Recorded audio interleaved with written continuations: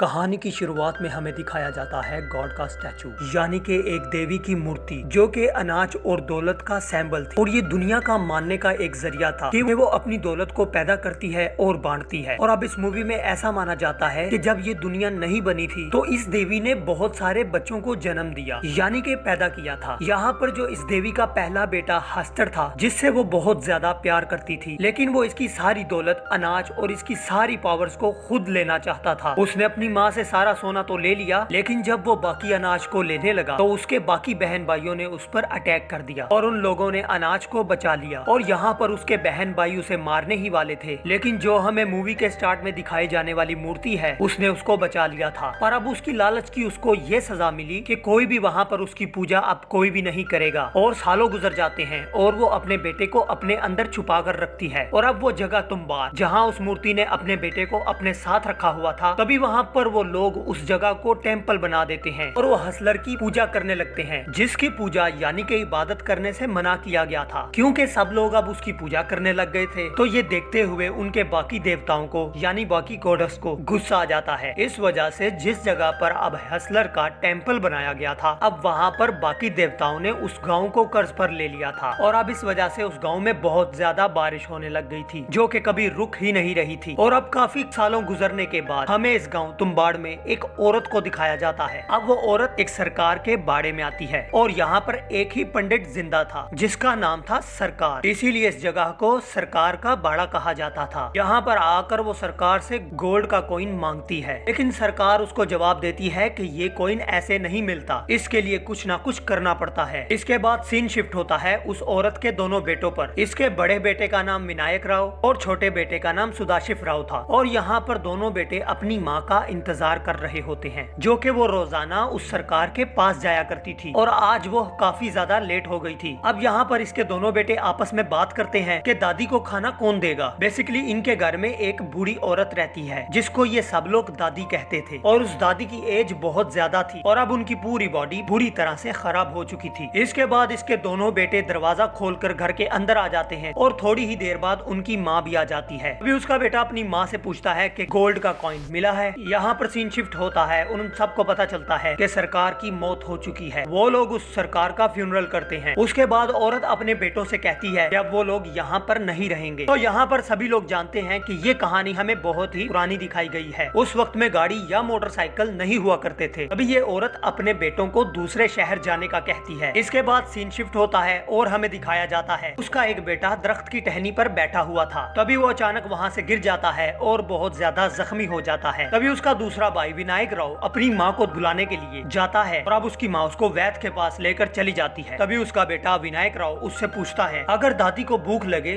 तो मैं उसको क्या कहूँ। विनायक राव की माँ उसको कहती है कि दादी को खाना दे देना, और अगर इससे ज्यादा वो तंग करे तो उसे कह देना दादी सो जा वरना हसलर आ जाएगा। और इसके बाद सेम ऐसा ही होता है। और फिर अचानक से उसकी दादी उसको कहती है कि क्या तुम्हें खजाना चाहिए। विनायक लालच में आकर उसके दरवाजे के पास चले जाता है कि शायद दादी खजाने का रास्ता बता दे। जब विनायक अंदर आता है तो दादी उसको कहती है कि सरकार के वाड़े में खजाना है। इससे पहले के विनायक उससे कुछ और पूछता, दादी उस पर अटैक कर देती है और दादी उसको पकड़कर मारने लगती है और कहती है कि आज मैं तुम्हें खा जाऊंगी। अब यहाँ पर विनायक उस नाम को याद करने की बहुत कोशिश करता है जो उसकी माँ उसको बता कर गई थी, और दादी विनायक को खींचकर उसकी गर्दन काटने के लिए उसको अंदर ले जाती है। और आखिरकार विनायक को यहाँ पर वो अल्फाज याद आ जाता है जो उसकी माँ उसे कह कर गई थी, सो जा दादी नहीं तो हसलर आ जाएगा। और यह सुनते ही दादी वहाँ सो जाती है और तभी वहाँ पर विनायक की माँ आ जाती है। विनायक अपनी माँ से अपने भाई के बारे में पूछता है और उसकी माँ कुछ नहीं बताती, क्योंकि विनायक का भाई अब मर चुका था। अब उसकी माँ उसे कहती है कि हमें यहाँ से फौरन निकलना होगा। और सुबह होते ही ये लोग एक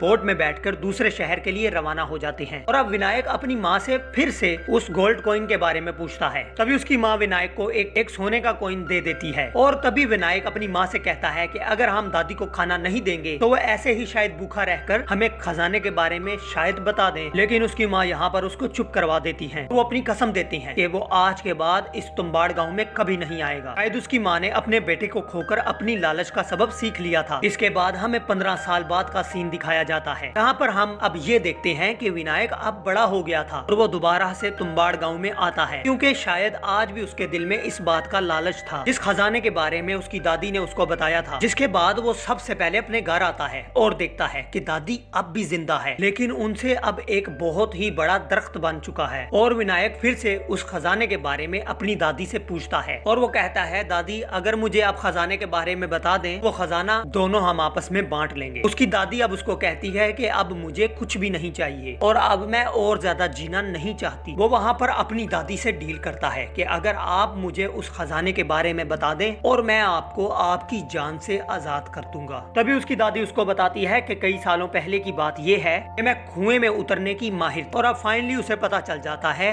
कि खजाना कुएं में है और अब वो उस जगह का भी पता लगा लेता है जिस जगह पर वो कुआं था। वो उस कुएं में उतरने की प्रैक्टिस भी कर लेता है, लेकिन वहाँ से खजाना कैसे लेकर आना है ये बात उसको अभी भी पता नहीं चली थी। और फिर विनायक दोबारा अपनी दादी के पास आता है और दादी उसको सारा राज बता देती है। इसके बाद विनायक दादी समेत अपने घर को आग लगा देता है क्योंकि उसने दादी के साथ वादा किया था। और अब जब वो एक सोने का सिक्का लेकर घर वापस आता है और तो देखता है कि उसकी बीवी ने एक छोटा सा कारोबार शुरू किया है, वो अनाज पीस कर बेचती है। और यहाँ पर विनायक अपनी बीवी को कहता है कि मैं तुम्हें रानी बना दूंगा, अब हमारे पास बहुत ज्यादा पैसे आने वाले हैं और हमारे यहाँ पर दिन बदल जाएंगे और हम बहुत ज्यादा अमीर होने वाले हैं। अगले दिन विनायक अपनी हालत को ठीक करके पंडित के पास आता है जिससे उसने कर्जा लिया था। वो उसको सोने का सिक्का दिखाता है और उससे पूछता है कि ये कितने पैसों की है। और अब यहाँ पर विनायक अपना कर्जा वापस कर देता है जो उसने पंडित से लिया था। और अब इसी तरह विनायक तुम्बाड़ गांव जाकर वहाँ से सोने के सिक्के ले आता है और उनको शहर में आकर बेच देता है। यही सिलसिला चलता रहता है और इसी तरह वो दिन ब दिन अमीर होता रहता है। और इसी तरह विनायक का घर भी बदल गया था और उसकी कंडीशन भी काफी अच्छी हो गई थी। और अब उस पंडित के दिल में भी लालच आ गया था। उसके पास से विनायक ने वो कुछ पैसे लिए थे। अब वो पंडित विनायक के पास जाता है और वो कहता है कि वो उसे अपने काम में हिस्सेदार बना ले, लेकिन यहाँ विनायक उस पंडित की बात को नहीं मानता।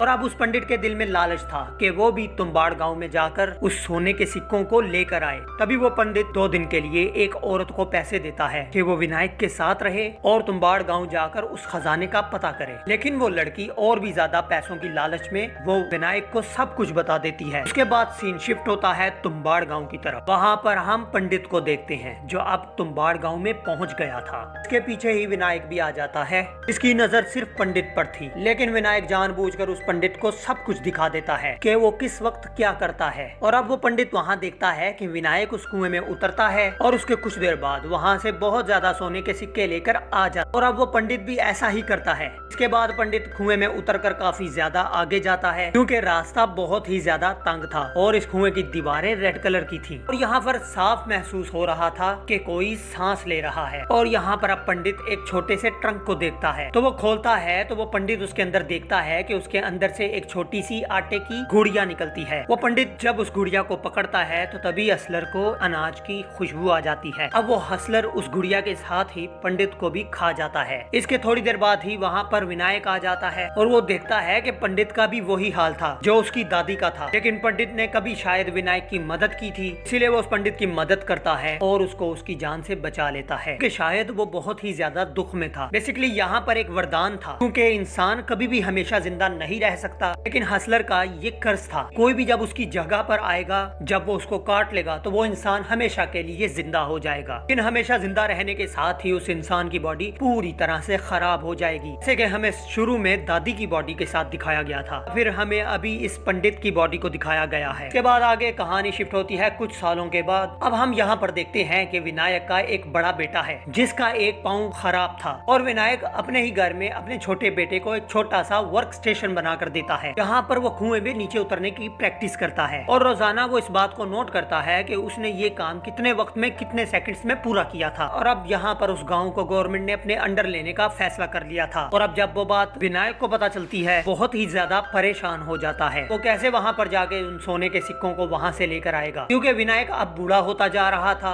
अब वो अपने बेटे को इस चीज की ट्रेनिंग देना स्टार्ट करता है और अब विनायक अपने बेटे को लेकर तुम्बाड़ गांव आ जाता है। उसको यहाँ पर लाकर आटे की गुड़िया बनाना भी सिखाता है। कहता है कि उस आटे की गुड़िया में तुम थोड़े से पत्थर भी शामिल कर देना क्योंकि हसलर खाते हुए काफी टाइम लगाएगा, तब तुम्हें चोरी करने में भी वक्त मिल जाएगा। अब विनायक और उसका बेटा जब कुएं के अंदर जाते हैं तब विनायक का बेटा गलती से अपने पास एक आटे की गुड़िया को रख देता है, जिसे देखकर हसलर वहाँ पर फौरन आ जाता है। इसके बाद विनायक और उसका बेटा ऊपर आ जाते हैं और विनायक अपने बेटे को डांटता है, लेकिन विनायक के बेटे ने वहाँ से एक सोने के सिक्के को उठा लिया था। इसके बाद विनायक का बेटा कहता है कि हम हसलर को एक ही गुड़िया देते हैं। अगर हम इसी तरह हसलर को बहुत ज्यादा आटे की गुड़िया दें तो उनको खाने में बिजी हो जाएगा, तो हम बहुत ज्यादा सोना वहाँ से ला सकते हैं। और अब अगले दिन विनायक और उसका बेटा अपने प्लान पर इम्प्लीमेंट करते हैं। इसके बाद विनायक और उसका बेटा बहुत ज्यादा आटा लेकर तुम्बाड़ गाँव की तरफ चले जाते हैं और वो दोनों उस कुएं के बाहर बैठकर बहुत ज्यादा गुड़िया बनाते हैं। और अब जैसे ही उस कुएं में उतरते हैं वो ट्रंक के इर्द गिर्द आटे का गेड़ा बना लेते हैं, जिसकी वजह से हसलर उनके करीब नहीं आ सकता। और अब वो बहुत सारी गुड़िया को वहाँ पर फेंक देते हैं। और अब वो जैसे ही उस गुड़िया को वहाँ फेंकते हैं और जितनी ज्यादा गुड़िया होती हैं वहाँ पर उतने ही ज्यादा